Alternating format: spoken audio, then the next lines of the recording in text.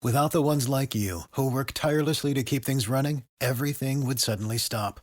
Hospitals, factories, schools, and power plants, they all depend on you. No matter the weather, emergency, or time of day, you're the ones who get it done. At Grainger, we're here for you with professional-grade industrial supplies. Count on real-time product availability and fast delivery. Call, click Grainger.com, or just stop by. Grainger, for the ones who get it done.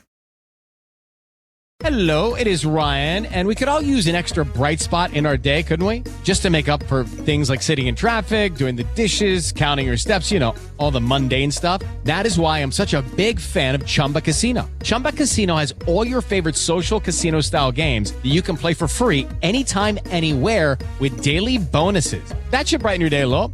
Actually, a lot. So sign up now at ChumbaCasino.com. That's ChumbaCasino.com. No purchase necessary. VGW Group. Void where prohibited by law. See terms and conditions. 18+. Look, I think strike rate's very, very overrated. Hello, everyone, and welcome to Strike Rate, the Cricket Analytics podcast, where we're going to be getting a little bit nerdy today. We've got a whole show on stats. We're going to be talking you through all the major metrics used to measure T20 batting performance and giving you our thoughts on whether they're useful or not. We're talking innings, runs, not outs, average strike rate, 4, 6s, 4%, 6%, boundary percentage, and a bunch more. I'm Jack Hope. I'm joined by Dan Weston. Dan, how you doing? Just wrapped up your 100 retentions. Did you have a good retention list, or do you have a good retention list? Yeah, I mean, I think we're one of the competitive teams out of the 8 that are obviously in the men's tournament.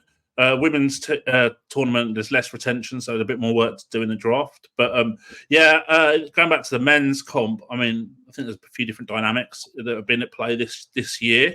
Players are a little bit more willing to take their chances and negotiate hard for better deals, and maybe the loyalty that you might get with some players in the IPL, veteran players, is not quite there yet in the tournament. And we're seeing a bit of player power.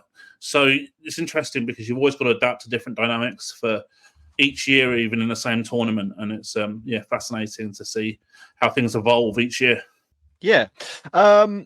Just before we get going, a message to our listeners, a big thank you, basically, from Dan and I after the first 4 episodes. We've had a pretty good response. We've had some reviews. We've had a pretty decent number of listeners and loads of interactions from people who have reached out to us on Twitter, mainly for me, but also in the YouTube comments and maybe on LinkedIn as well to Dan. A reminder, if you're tuning in here, that it would really, really help us if you liked and subscribed to the channel on YouTube, or just follow us wherever you're listening to the podcast. That's Spotify, Apple, whatever. Get your phone out your pocket right now and click that button.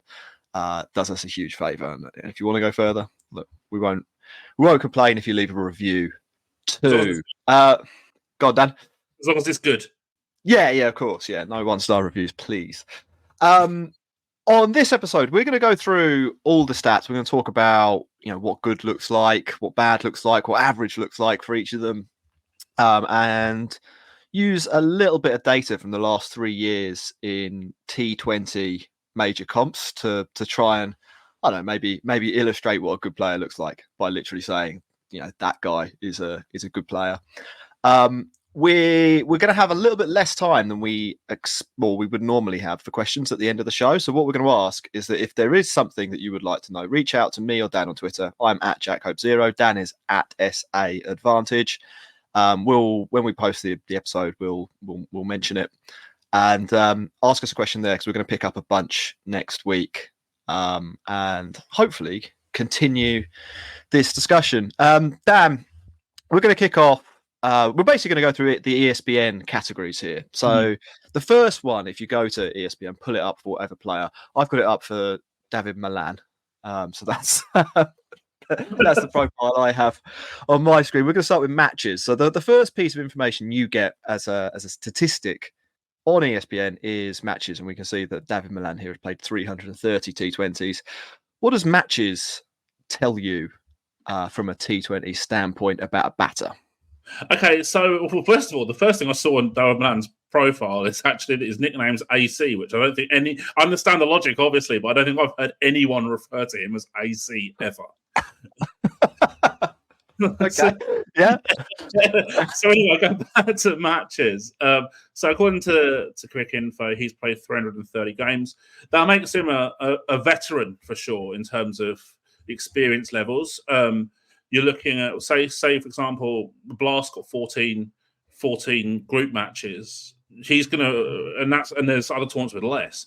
He's gonna play like 30 probably comps or 25 to 30 comps plus international cricket in his T20 career. So this is a player who's experience, which is logical. It's 36. So the number of matches is just simply a gauge of the experience level of a player. It doesn't have any insight into current ability levels or anything like that. So if you're saying from what you're saying there from an analytical point of view, it's relatively worthless. And It's unless you want to like recreate CSK, peak CSK, and like find guys who've played over 300 games or something like that. Next, we've got innings. And we'll get to some of these quite quickly, and some of them I think we'll be talking a lot more about. Next, we've got innings. David Milan, our example case here, 323 innings. So he's batted in nearly every game that he's played in. Is innings telling us anything useful or more useful than matches? Only thing I can really think of here is that we can see that he's batted in 323 out of 330 games. Presumably, a few of them have probably been rained off after the match started as well. So we can pretty much assume that he's batted in 100% of the matches in which he's played, which actually gives decent insight if the ratios or percentages are lower. So, for example, if someone's batted in 100 games out of 330, you know he's probably sort of number 8 or something like that, rather than a top order batsman. So yeah, overall, it just gives a little bit more insight. You can look at, perhaps would be more useful if it was kind of presented as a percentage of matches where you've batted, or something like that. That would be quite useful, I think, if you're going to look at players and their sort of contribution levels in matches.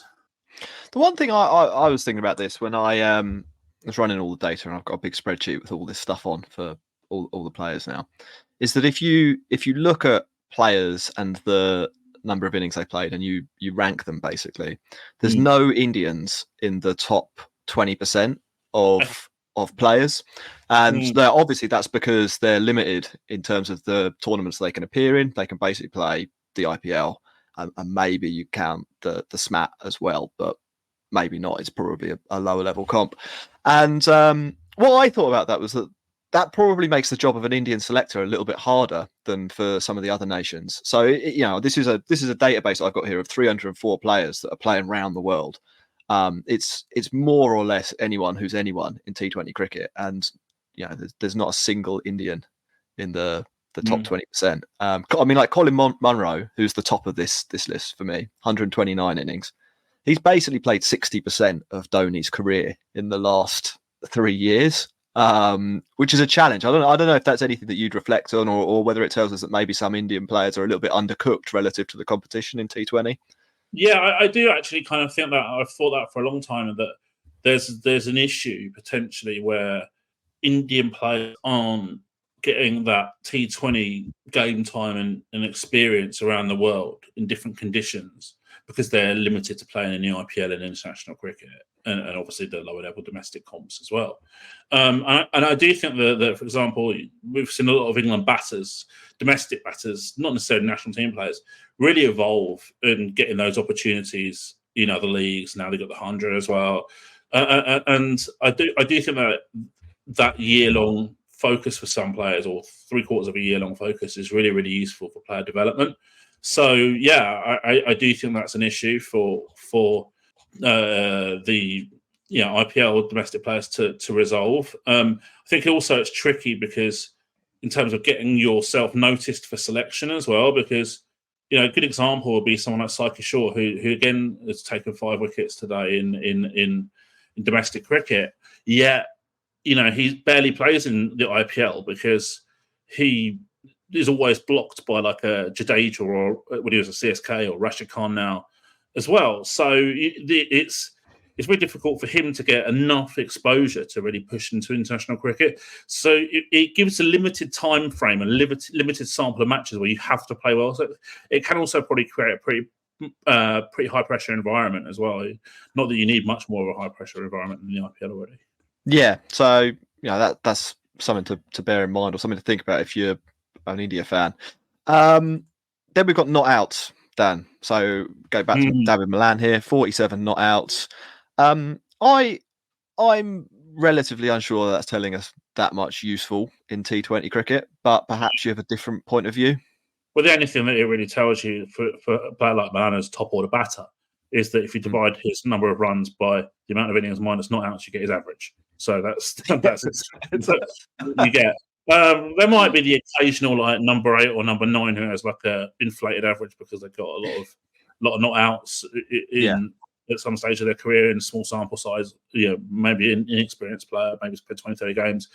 You can see how that could get flattered, but on the whole, it's not important.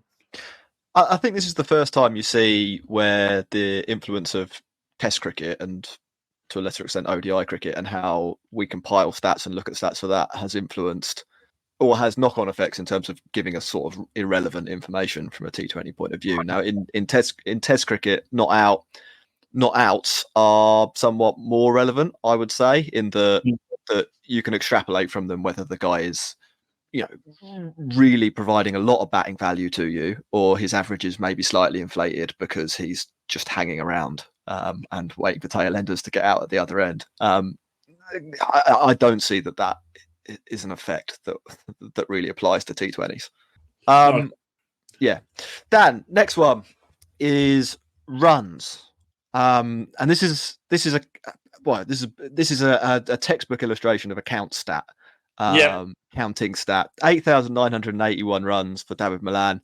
By itself, I think my take is that's probably more or less irrelevant, but you might have a slightly different view on that from an analytical perspective.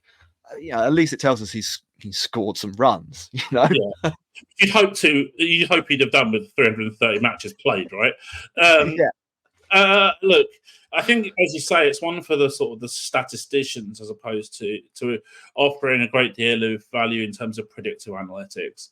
And I think this is where we can make that really clear definition between statistics and analytics, because a statistic is just ranking a player, but an analytics is predictive analytics, which what I would focus on more is trying to use past information to predict future events, and this doesn't really offer that, a great deal of that in terms of run scoring. It might be nice if he might be in the top 10 of run scorers in T20, which is nice for him, and it's nice for the statistician who gets to stick it on TV in the middle of a game at some point. But apart from in terms of usage, it's nothing. Michael Owen and Wayne Rooney probably scored a load of goals in the Premier League, but it wouldn't mean that they're going to be getting good now. Alan Shearer, you could say the same thing as well. He's like Premiership. I think he's Premier League all-time top scorer. It doesn't mean anything. He's retired. Yeah, absolutely. If you want to know who scored the most runs in major leagues, again, and this is actually quite close. This probably depends on your definition of major leagues to some extent. But Colin Munro, 3,613 runs over the last 3 years in T20 cricket, which is quite a lot of runs. Nice for Colin, isn't it, that he gets to stay, that he scored that many. Faf du Plessis up there as well, and Alex Hale. I wouldn't be surprised if these players didn't even know. Yeah, it's when you put it like that, it is kind of funny that we're counting something here that is sort of pointless. Dan, the next one on Cricinfo is highest score, and we'll use this one as the last of part 1 before I think we get into some more interesting stuff in part 2. David Malan's top score in T20 cricket is 117. I don't want to sound like a broken record, but I can't see whether that's relevant or why that would be relevant either. Your thoughts? It kind of leads on to what I was talking about on Twitter several weeks ago about these kind of personal milestones in cricket, and the context that I used that with in that discussion on Twitter was Jadeja running out Sarfaraz Khan because kind of looked like he wanted that 100. And the personal milestones, I think, they're so significantly overrated in cricket. I mean, it's a team sport played by individuals. If you look at it from like this breakdown of statistics, actually, all of this, and we'll probably sound like a bit of a broken record at this point, and we'll go on to explain why later on. But these stats are pretty much meaningless in terms of understanding the true value of a player at this point in time. And I genuinely do think as well that, as Jack, you said earlier, these stats were kind of developed with Test cricket in mind. Now we've come along to a completely different format in T20. Yet the metrics that they use to put details onto for each player is like the same, and you need completely different metrics. Yeah, and on the mainstream cricket website, which is a shame. Yeah, I mean, I couldn't really even find anything statistically interesting, not analytically interesting, statistically interesting to talk about from a high score point of view. 17% of players of the 304 I've talking about, I've got a century, and that's about all that I can offer. Yeah, I think we really could look at it like in terms of like the how many times you pass a certain score would be more useful. So, for example, like I've done some work on this last year in a specific competition, and like the average top score for a winning team in that comp was something like high 60s. So basically, someone's got to kick on. So you could find a benchmark out for that tournament and work out the percentage of times that each player passed that particular score. But then, I think that.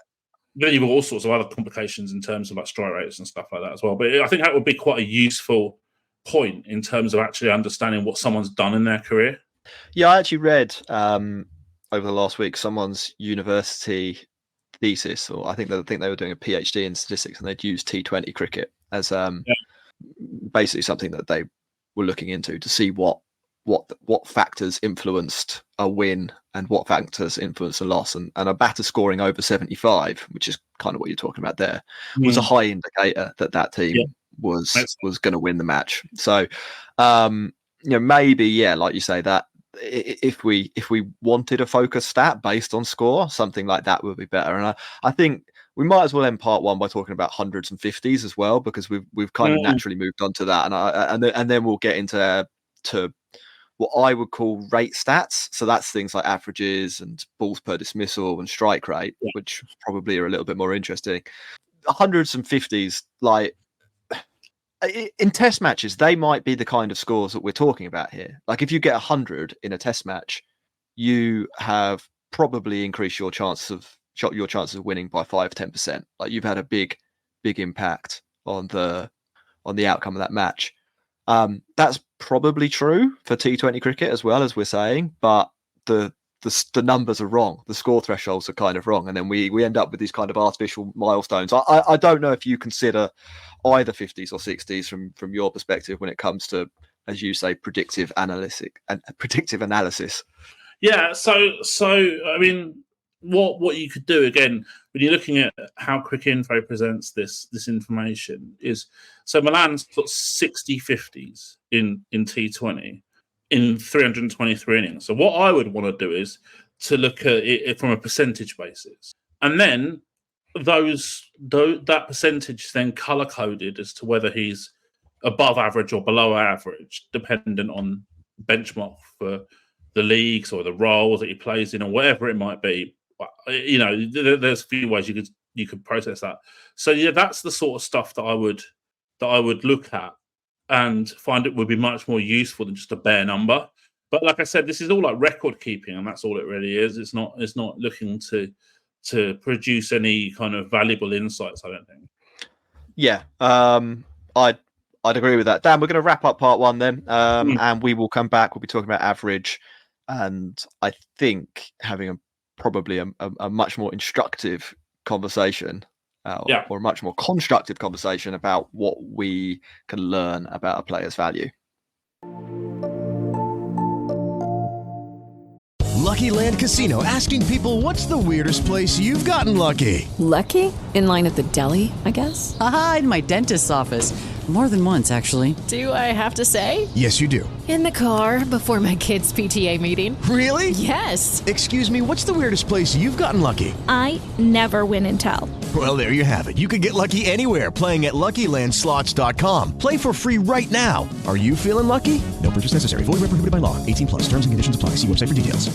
Hello, it is Ryan, and we could all use an extra bright spot in our day, couldn't we? Just to make up for things like sitting in traffic, doing the dishes, counting your steps, you know, all the mundane stuff. That is why I'm such a big fan of Chumba Casino. Chumba Casino has all your favorite social casino-style games that you can play for free anytime, anywhere with daily bonuses. That should brighten your day a little.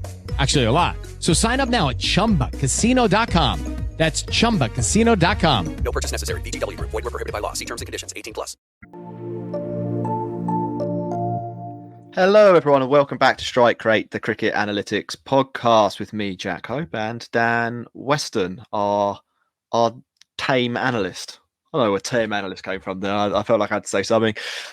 We're going through all the batting metrics that we can think of, or a lot of the batting metrics that we can think of, and basically giving you our thoughts on them and whether they're very useful or not when it comes to assessing players' value. If you have any questions based on the discussions that we are having, please do find us on Twitter. Find Dan on Twitter at SA Advantage and reach out to us, because we'll be doing a big Q&A, I think, about a lot of this, or we'll be doing a bigger question and answer session on next week's podcast. Dan, we were about to get on to batting average, which is in many ways the daddy metric when it comes to cricket. People are always talking about batting averages. In T20 cricket, what are your thoughts? Okay, so obviously, as you say, it's often the benchmark that the players are judged on in Test cricket, but I'm not necessarily sure that there's so much scope for it to be as valued in T20, primarily because, and we'll talk about kind of balls per dismissal a little bit related to this as well, is that they often tend to be reverse correlated with strike rate, which it's the trade-off often between stability and aggressive intent. So, for example, Milan's average, we've been focusing on him for the example here of his Cricinfo page. He averages just over 32 at strike rate of 129. So you can look at that straight away and say that even though a lot of his career, or some of his career, has been in a lower scoring era, he's definitely fitting like that anchor dynamic of high average and relatively low strike rate. You can ascertain a little bit from that. Whether it shows you that he's an above replacement player, for example, is another debate. And also it doesn't quite give you much insight into the role that the player is trying to accomplish. If someone struck at 129, batting that number of 7 or number 8, that's pretty disastrous. If it's at 3, maybe you could say that's about acceptable with a high average, but on the whole, again, it doesn't really provide us with a massive amount of insight compared to Test cricket, where I was speaking to someone the other day who played a lot of Test cricket, and he said, the benchmark was always over 40. You always had to average over 40 to be considered a very good Test batter, and the average in T20 cricket is not by any means as important.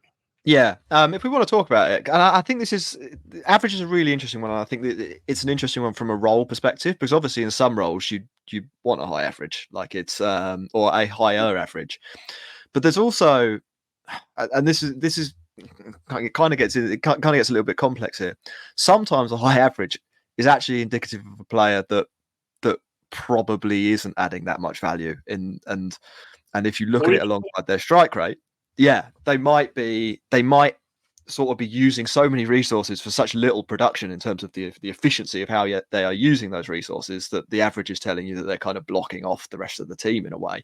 If you want benchmarks, though, the mean benchmark over the last 3 years has been about 26. Interestingly, that benchmark is only achieved by 44% of players. So the players over that number are kind of dragging up the mean benchmark. If you like, to be in the top 10% of players, your average would need to be 34.8 or higher. And I've added as well when I was doing this doing my benchmarks. I added replacement level, which I set at the bottom 25%. So if you're, I don't love using replacement level for average because I don't think that I like average that much in T20 cricket. But I'm gonna tell people so that they know what the replacement level is, and that was 19.9. So if you're thinking about thresholds, and I really would emphasize with average, and I probably think you would as well, Dan, that you want to think about the role the player's playing as well and whether average matters at all. But they're what we're talking about. Do you want to know who the highest average in who rankers? Right. So Rizwan has the top average. 52.97. Babar Azam 52.84. So it's definitely really close between them. King legend KL Rahul. He's definitely an anchor. I mean, he says strike rates are overrated. He named the podcast. We've got Rinku Singh next, but it's a relatively small sample. Yeah. Relatively small sample here. So he's only been out 13 times in the last 3 years in major leagues. So it's a little bit tighter. And I'll not in the top 5, but right near the top of the list. And I think we'll probably be talking about him a little bit more as the podcast goes on because I think he's just so good. Klaasen. He's in the top 2.5% of players when it comes to average, and his name's going to come up again. So he's probably the one right now who does that. That he doesn't have that trade-off in terms of stability versus intent. Like he's managed to combine both really effectively. And actually, another South African historically was consistently good in that respect as well, and that was A.B. de Villiers, who consistently struck way over the average, and then also had high balls per dismissal and average as well. So, and that's the mark, I think, of a true T20 great, is the players who can combine those two things. Peak Butler was probably around that at points as well. But the vast majority of players are either good at one or the other if you're comparing strike rate and average. So someone who's doing both is exceptional. And if Rinku Singh can carry on that, I mean, he's going to be like legendary status. He'll have legendary status. I think it's probably going to have a little bit of mean reversion over some time, but he looks a real talent for sure. Yeah. I mean, absolutely. If I think I talked about the average being about 26. We're thinking it's interesting. We were using his Cricinfo profile. Milan over the last 3 years in major T20 comps has an average of about 26. So, that's there's some players to illustrate what we're talking about there. If we're not using average, and you see this one used slightly more by a slightly more analytical crowd, I would say. We've got balls per dismissal, which literally counts the number of times or number of balls you face per, or divided by the number of outs that you have been. I like that metric more, Dan. I don't know about you. Can you tell us a little bit about it and how it would be used and any other thoughts? Yeah, likewise, I much prefer comparing, say, balls per dismissal and strike rate than average and strike rate, because the strike rate element is already going to have some weighting in the average already, whereas it doesn't in the balls per dismissal. The two things are largely independent. So you can really, really get a lot more insight into who the anchors and hitters are if you compare balls per dismissal, which is effectively a measure of how much stability a player offers, how much they value their wicket, compared to strike rate or boundary percentage, which we're going to talk about later on, in terms of the aggressive intent that they're displaying on a consistent basis. So, I like the two things to compare strike rate and balls per dismissal. I think that's probably a better comparison for sure. If we're looking at benchmarks for that, the mean benchmark's 19.3. So that's I guess the average player is out every 3.1 overs. Obviously, this is really role specific too. Yeah, the wicket doesn't really matter in the 19th and 20th over. It matters quite a lot in the the first and second over. So you want to think about that. The elite players have a ball per dismissal rate over 26, so 26.1 would get you into the top 10%, and the bottom 25%, 15.6. And again, like, you do want to consider whether this metric is relevant. If you're talking about a number 8, if their balls per dismissal is 7, but they're scoring at 200, you're probably all right with that. Like, it's a trade-off that works. Yeah, exactly.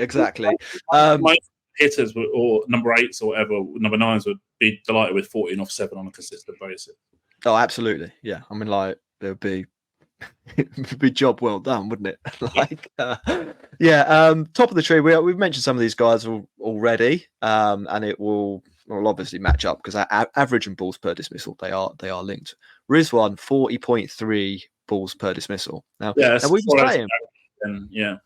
were saying that a high average combined with a low strike rate might not be great for your team, and I this is where I would start to question whether a guy using 33% of the balls in an innings and scoring at 1.3 runs a ball off those balls is hugely efficient. But he's giving you great stability. So I think that would probably depend on the makeup of your team and what you were trying to do, right, Dan? You wouldn't. There's a lot of crap. Yeah.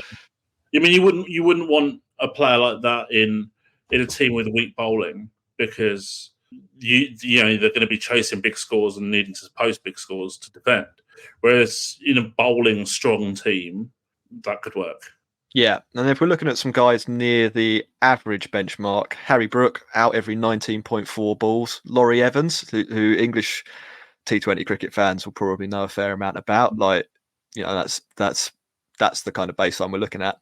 And Dhoni, right in that mix as well. Like, Dhoni is out more or less the bang average amount in which I guess is cricket. 7 or something like that, right?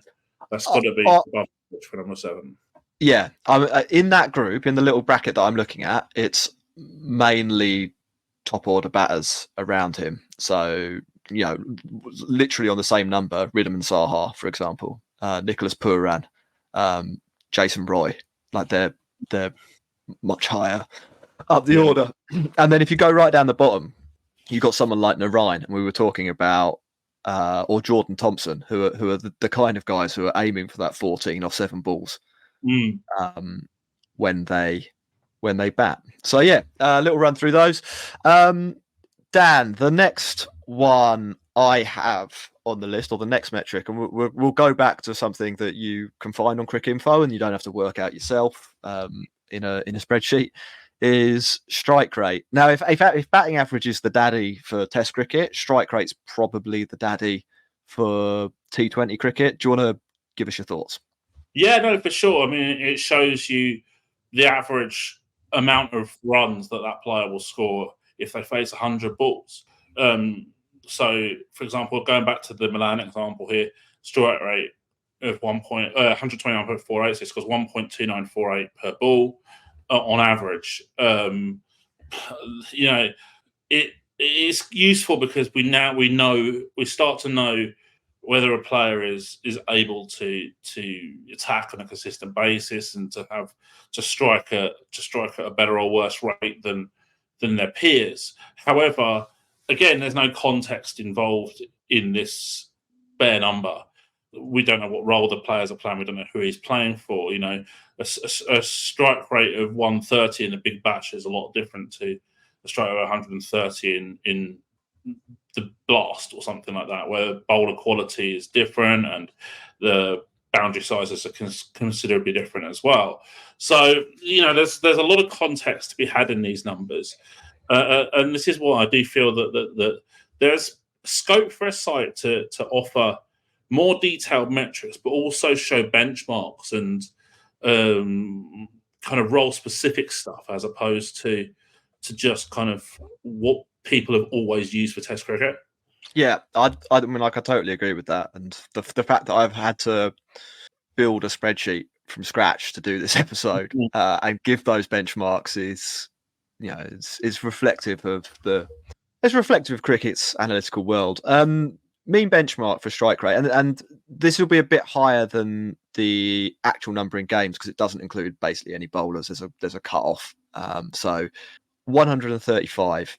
If you're a batter and you've faced 150 balls and you're playing in the major leagues, that would put you at the average benchmark. Now, interestingly with this, and this is how maths works, only 40% of players are actually striking at that rate or above. And this is where you might want to also factor in what the median strike rate is, which is 132.6. Elite, it's a nice round number. 150. If you're striking over 150, you could be pretty sure you're an elite striker. And then replacement level, bottom 25%, 123.5. And we're saying replacement level there because effectively that's the point at which it's probable that you'd be able to find anybody else that could kind of do that job, or the next best player in your reserves would be able to come in and do that.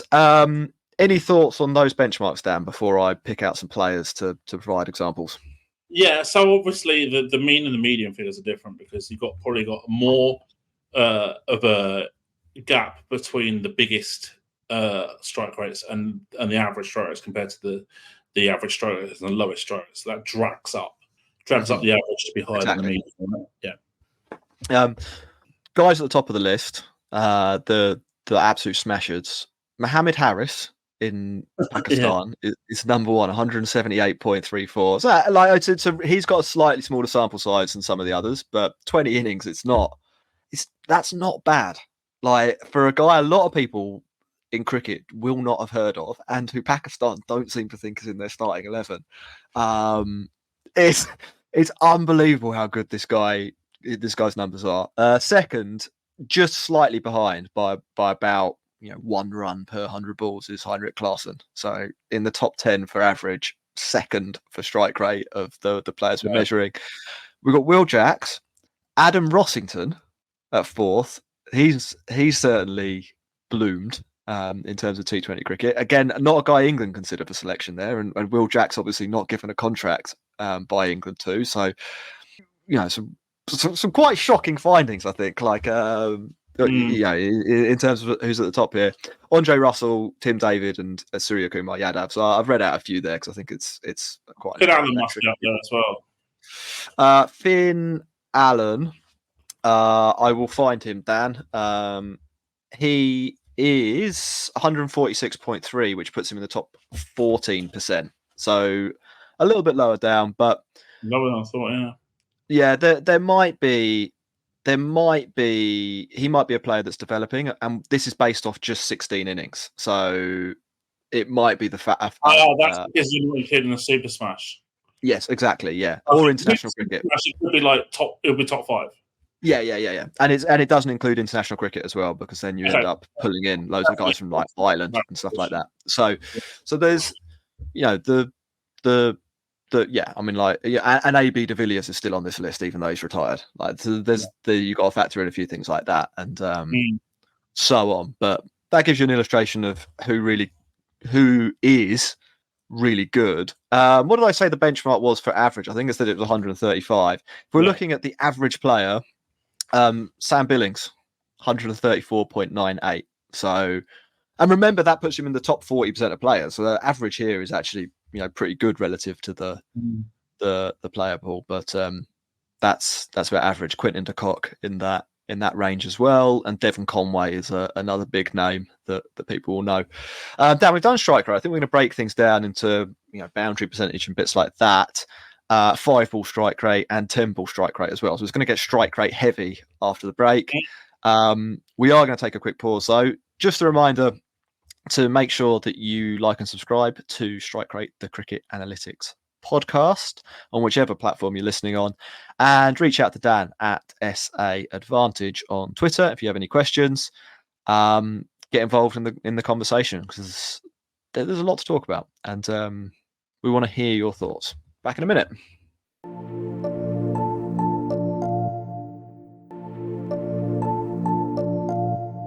Hello and welcome back to Strike Rate, the Cricket Analytics podcast, where we have actually coincidentally been talking about strike rate. We're talking about who was average. We didn't talk about anyone who was down near the bottom in terms of strike rate. And there's a few quite big names, and a few that have been, have popped up in the IPL recently.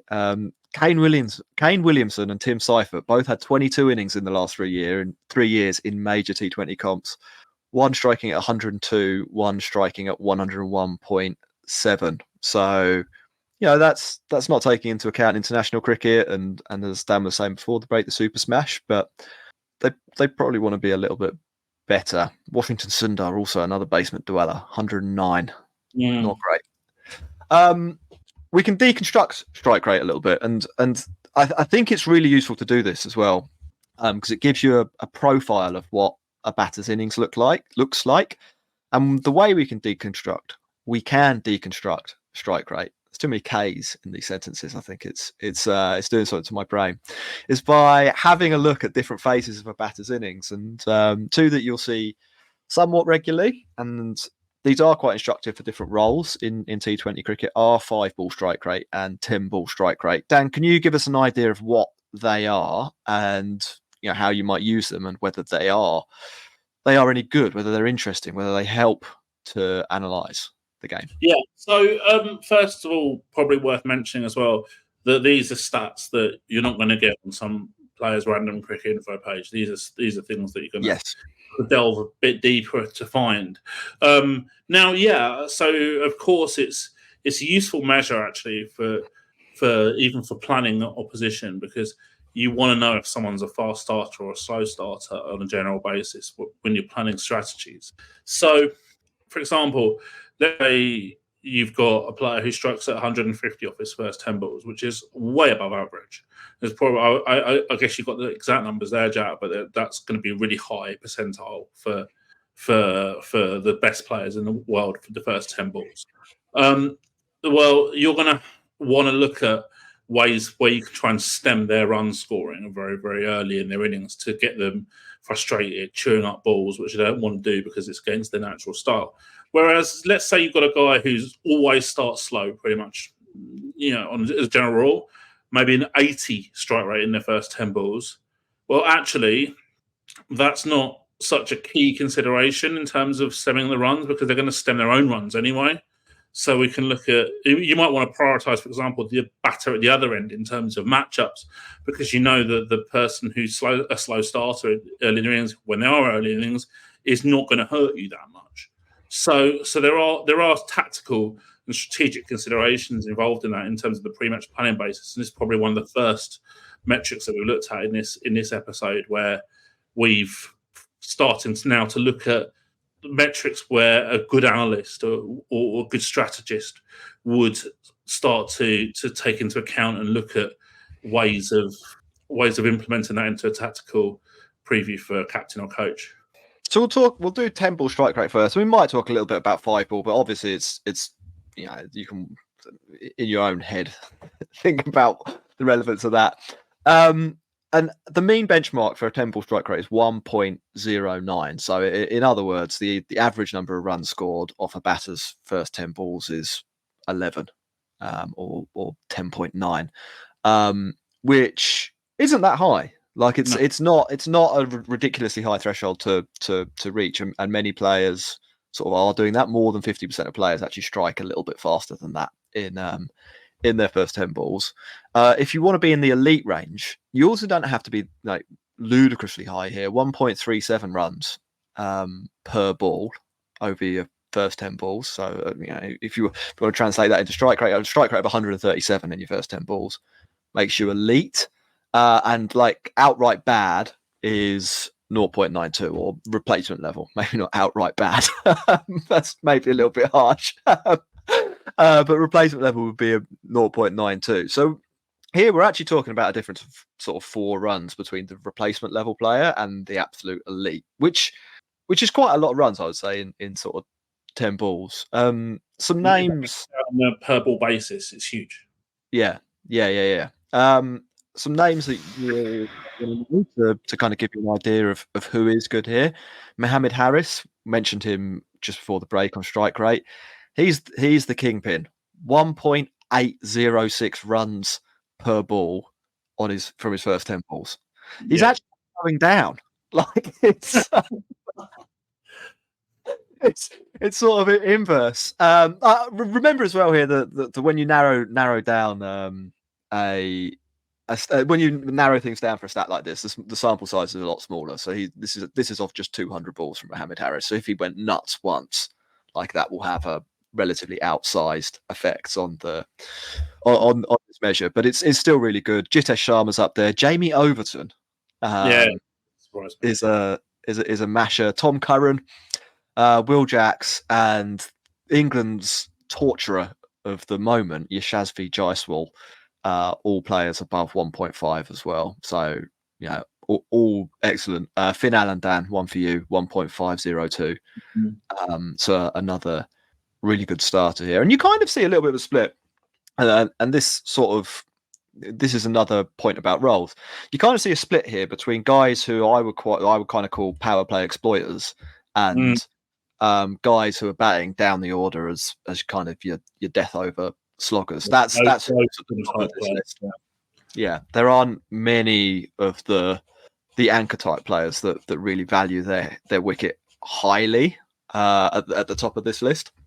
And it's interesting. I really went deep on this when I was doing the analysis, and you can see how this changes through the innings. So if you look at what the average 10 ball strike rate is in each over of an innings, it starts quite high. So in the power play, the first 3 overs, batters are quite aggressive, and then it dips down below 1 for the middle overs of the innings, where you see people starting a lot more slowly, maybe a little bit worried about wicket preservation, and then it spikes way up again in the last 3 overs. So that kind of fits the profile, I guess, of what I was talking about there. One player I wanted to talk about, and this is with respect to 5 ball strike rate. I'll give you an opportunity really quickly, Dan, to give us your thoughts on that. But then there's a specific player I want to talk about on 5 ball strike rate who I think is well worth a discussion. So 5 ball strike rate v 10 ball strike rate, what's the difference? And is it telling us anything more useful than the bigger measure? Well, they're going to be linked fairly closely. I would imagine that the players who are in the top 10% for 10 ball strike rate, a lot of them are going to feature in the top 10% for 5 ball strike rate as well, because effectively this is all about how a player starts their innings, how they construct their innings to start with. And the 5 ball strike rate will just be much more, will they literally go to hit from ball 1, or will the 10 ball strike rate at least might factor in a couple of sighters or look to get off the mark or whatever, rotational shots, the first couple of balls before then looking to attack. So 5 ball strike rate is going to be even more explosive. I've got a feeling, and we haven't prepped this at all, but I've got a feeling I know who you're going to talk about here, Jack. Who do you think I'm going to talk about? Rashid Khan. No, I wasn't going to talk about Rashid Khan, but if you've got something to say about Rashid Khan, you do that first. I was going to talk about something else. Very, very highly rated for this. I will let you know. Sorry, I have to find his name on the list. Yeah, he's really good. He's top 5%, maybe even a little bit higher than that. Yeah, top 5%. His 5 ball strike rate is 1.3, which is excellent. I don't think I did the baseline stats for 5 ball strike rate. 0.98 is the mean benchmark, which 60% of players are achieving. So some people are dragging this one down. It's the reverse effect of strike rate overall. Yeah. To be elite, 1.28 is the threshold. So, Rashid Khan is way over that. The player I was going to talk about, though, is at the other end of this scale. And it's the guy from the intro. It's King Legend, KL Rahul, who is like, he's not just the worst. He's like off the scale worse than everyone else over 5 balls. Scores at 0.7 runs per ball across his 5 balls. So if you look at that versus the average, which is 0.98, which 60% of players are doing, it's hard to say that it doesn't exactly work like this, but he's costing his team 0.3 runs per ball over those 5 balls, which means by the time KL Rahul has got to 5 balls, he's 1.5 runs behind where the average player would be. That's a big hole to be putting your team in, and this is over. By the way, this is over 59 innings. Power play as well. So I guess this is in the power play. Yeah, the average in the power play is probably even higher. The difference between him and the average is even higher. Yeah, I mean, like I was saying, it starts high, so it starts at So the first over 5-ball strike rate, if that makes sense, which it should do. There's any, I think people can understand words. Is about 1.05. So he's actually 0.35 runs behind. So what does that work out? Two runs in 5 balls behind. Yeah, and that's a big cost. So this is over 15. So over 59 innings, he's cost his team 100 runs basically, which is probably a couple of wins that teams that KL Rahul have played on haven't got because of that little window.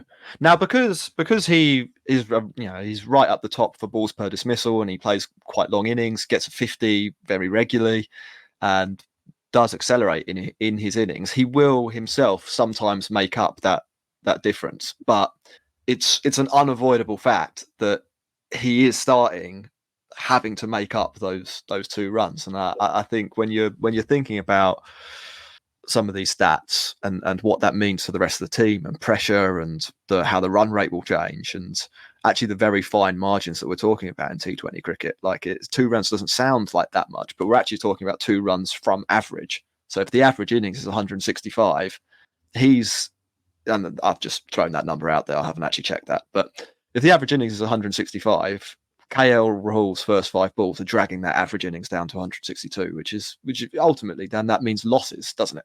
Yeah, and also I think what we haven't even brought into the discussion yet is what I call like a reverse assist. So like for example, has the fact that he starts slowly, or just using him as an example, but because he's any batter who starts slowly, does that have an implication on the way that their teammates play? Does that put them under pressure to score quickly at the other end because they know that as a team they're below a scoring rate, either to set or to chase? And I think it's quite understated among a lot of people who watch T20 cricket that what your mate is doing at the other end actually has an impact on how you might play. And so, is he then encouraging his teammates to play a higher risk game than perhaps they might want to because of these sort of catch up tactics that he's employing? Yeah, I mean, my theory on that would be yes. Like, if you play that way, then if you think of T20 cricket as a pure efficiency game, like how efficient can you be per ball in terms of the runs you score, everyone else has to be more efficient if you're going to bat like that. Yeah. Like, so what? How? Sorry. Go on. Yeah. All right. Well, I was going to say, what that means is they have to take more risks, which means they're more likely to get out, and that's the reverse assist. What were you going to say? Well, so basically, something that I found works really well when discussing this stuff with players is that, let's say, for sake of argument, you've got a guy who's 30 off 30 in a chase of 200, just plucking random numbers out of the air, right? Now, that means that if someone's 30 out of 30 in a 200 chase, their teammates, with extras thrown in as well, have got to strike at 189 to win. Yeah, so it's a lot. That shows you the impact of that innings on the rest of your teammates. That's faster than anyone in the data set that we might have been using for this discussion. So that's faster than Mohammed Harris and Heinrich Klaasen and Will Jacks. That shows you the difficulty that teams have when someone chews up early balls. Yeah, so there's that. Also, I mean, like, just as a final point on this, it gives you a little bit of an insight into the shape of an individual's innings as well. But as we talk about things like strike rate, which gives you the overall picture, but it doesn't tell you what they're doing in their first 10 balls or their next 10 balls or their next 10 balls after that, or how they're actually constructing that big round number. So I think KL Rahul's strike rate was about average. I haven't got that specifically up in front of me, but I think it was about 135, maybe a touch below that. So you can see that he must be ramping up, but he's ramping up from a position of disadvantage, causing problems for everyone else in his team. And even if you're factoring in that ramp up, he might be ramping up at a time when someone else would be able to score at that rate anyway. Like an opener doing really well at the death, it's great, but there are players at 6 and 7 and 5 whose job it is to also do really well at the death, and you're not necessarily scoring more runs than you would have done, with those guys teeing off, like KL Rahul teeing off versus the number 6 teeing off. They might be producing the same number of runs at that period in the game, but King Legend batting slow earlier is irretrievable. Like that's someone else might have been batting faster. So things to think about. Dan, we've got a few more bits to get through. It is going to be a slightly long show, so we've got things that you talk about a lot in terms of strike rate, ball boundary strike rates, boundary percentages. One thing I want to get to just before that is non-boundary strike rate, though. So to set up the boundary conversation, can we talk non-boundary strike rate? In fact, you know what we're going to do? We're going to take a quick break and then we'll do that, because otherwise this is going to be a really long part 3. Cool. So we'll be back in a moment.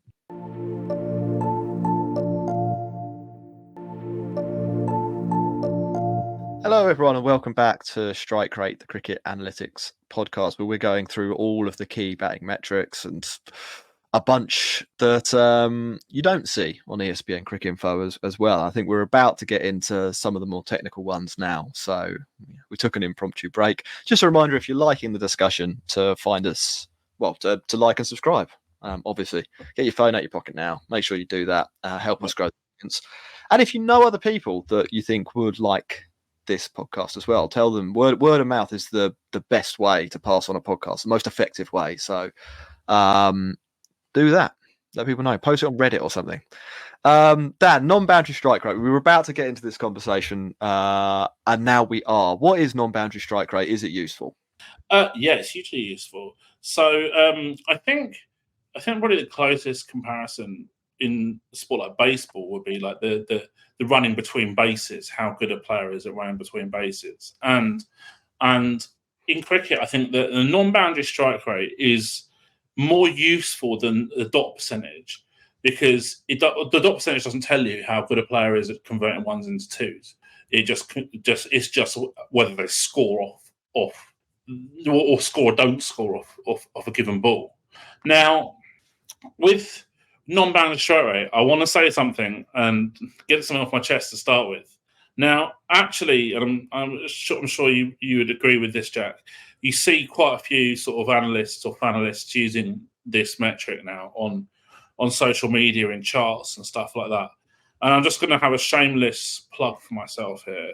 I actually invented this metric, and that's not some like random claim. I invented this metric because I couldn't get dot ball information more accurately for certain leagues. So you can work out the non-boundary strike rate if you've got 4 and 6 data.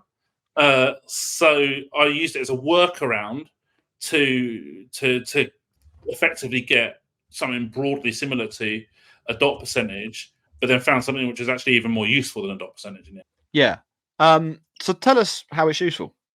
Okay, so it shows you the runs per 100 balls of strike rate for a player if you take boundaries out of their scoring. So all the boundary balls disappear from their records.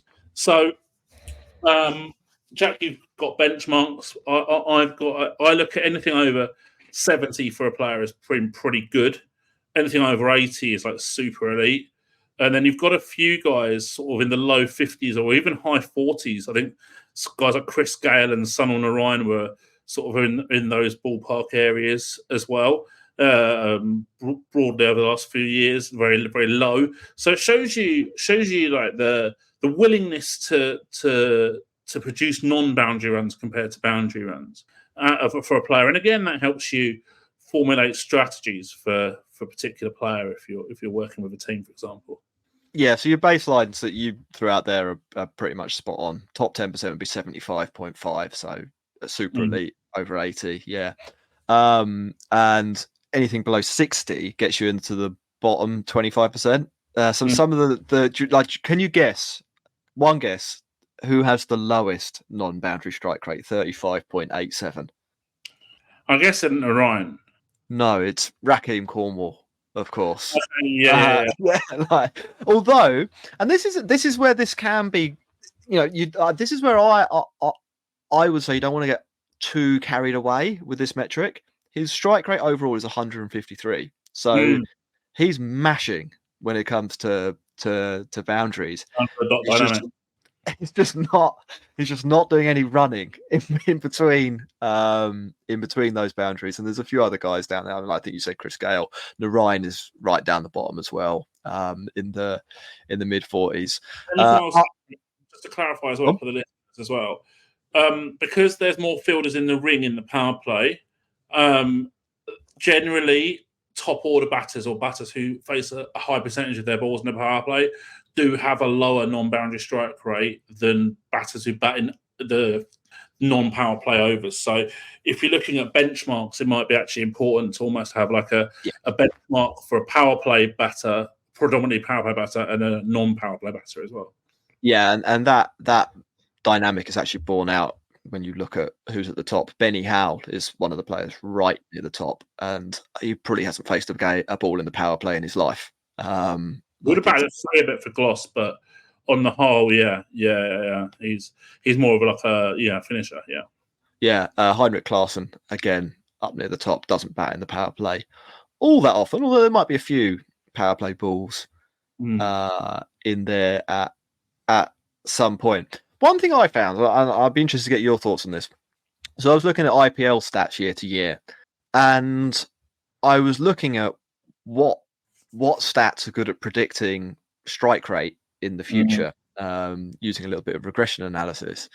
And what I found with non-boundary strike rate is that it actually was marginally indicative of a lower strike rate in future seasons. So having a high non-boundary strike rate wasn't actually a very good predictor that the player would have a high strike rate overall, which is obviously more important in the future. So maybe one of those stats it's not all that important to be good at. I don't know. What do you think? I think it is important, but you're right, because non-boundary runs are worth significantly less than boundary runs. The boundaries have more impact on strike rate. So just to throw some numbers out there are very, very few batters worldwide who can strike at over 140 overall when they don't hit more than 16% boundaries. So because boundary hitting is such a huge driver of strike rate, the two things are mutually exclusive virtually. There might be one or two players, like Sam Hain, I think might be one that stood out a little bit in terms of being a below average boundary, but still above average for strike rate. There's not many of them, and this is a key understanding of that the boundaries drive strike rate, but non-boundary strike rate is still can be important, because if you're not hitting boundaries and you're not running between the wickets, then that tells its own story and explains what's scoring at about 100 strike rate. Whereas the players who are good at production of both boundaries and non-boundary strikes, throw Klaassen into the mix again. I'm sure he ranks really, really highly for that. He's a complete player, right? So that's how I would look at it. So you've got high boundary percentage, low non-boundary strike rates, boundary or dot dynamic. You've got the rotators who like run at high 70s, low 80s non-boundary strike rate, but hit 10, 12, 13, 14% boundaries. And then you've got the complete player who can do both. And that's, again, Arsenal would stand out currently over the last year or two. AB de Villiers was also one who did that when he played as well. Yeah, absolutely. Let's talk about boundary percentage then. We'll break that down afterwards into 4s and 6s. So if non-boundary strike rate is telling you the non-boundary runs, boundary percentage is the go-to stat for boundary runs. Do you want to explain really briefly what that is? Because this is a stat where sometimes you see it presented incorrectly, I think, on TV broadcasts. It's like my biggest pet hate when watching a game on TV. When someone puts like a stat on the screen of like boundary percentage of 70%. No, that's not boundary percentage. That is percentage of runs scored as boundaries. That is not the same thing. And I'll die on this hill. I really will. Like, seriously, no. Boundary percentage is the percentage of your balls faced that you hit for boundaries. It's really simple. Ballpark benchmark would be like 1 in 6 balls, about 16-17% would be about average-ish. Depends on the league. Bit lower in Big Bash, bit higher in the Blast. But that's an important metric, like I said, because if you hit under 16%, you're pretty much guaranteed not to strike at over 140 overall, because there's such close correlation between boundary percentage and strike rate. It's a hugely important metric because ballpark, again, it might vary very slightly between league to league, but on the whole, about 85% of T20 matches are won by the team who scored a higher percentage of boundaries in that match. So recruiting players who help you achieve that objective makes sense, right? Absolutely, yeah.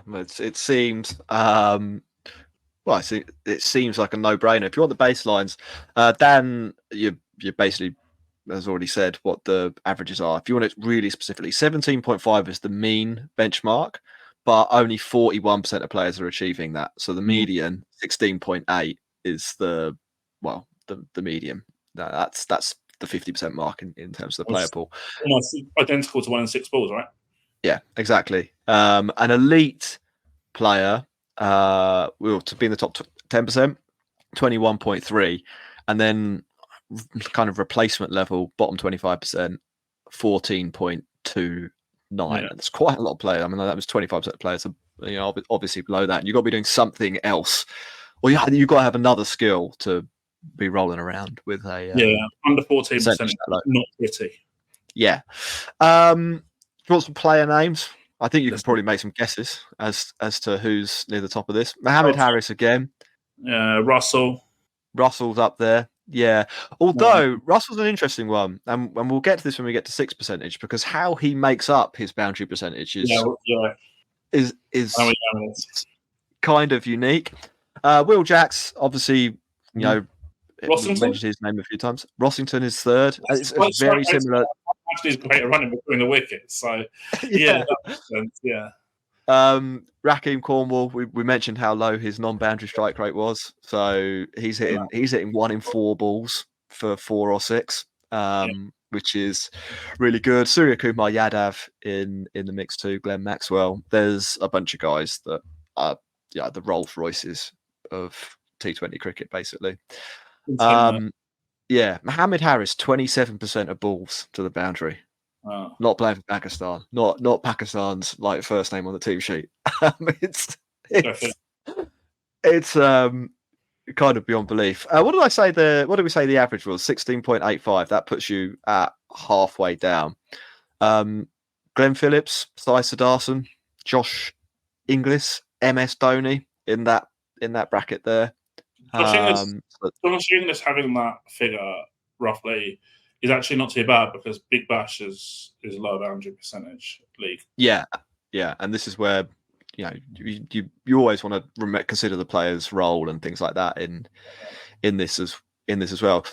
We can break it down a little bit further, and we can do 6%, which is the same thing. We'll do 4% first, which is the same thing, but the percentage of balls that get hit for 4.